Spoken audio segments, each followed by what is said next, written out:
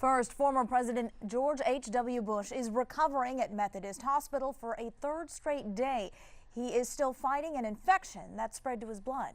This comes just a week, of course, after his wife passed away. Marcelino Benito now outside Methodist Hospital with more on how the president is doing. So how is he doing, Marcelino? Well, guys, it's been a difficult week for the former president. First, he had to deal with the loss of his wife. Now he's ended up here at the hospital. But tonight, finally, a little bit of good news. We're told he's improving. And Mrs. Bush looked across the table. The last time we saw former President George H.W. Bush in public, he was mourning his wife of 73 years. Now the 93-year-old former president is in a bed here at Methodist Hospital, fighting another health battle. Houston's mayor says the city has his back. He's going through a lot, but he's strong. He's very determined. That strength fully on display Friday, when for more than 20 minutes he shook the hands of mourners coming to pay tribute to his beloved Barbara. He appeared to be doing well then.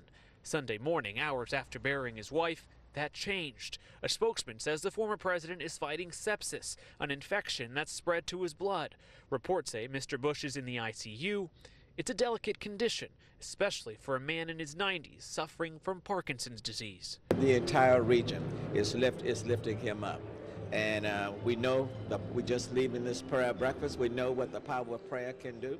And this is one time when I am encouraging all of Houston to send thoughts, positive thoughts his way, to pray that God will heal him and give him the strength.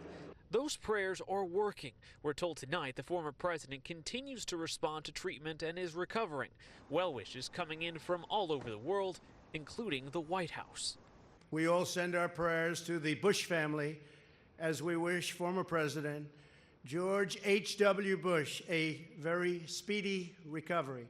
It has been a trying week for the former president and his family, but his spokesman says the president is already making plans for the summer and remains the most goal-oriented person on the planet.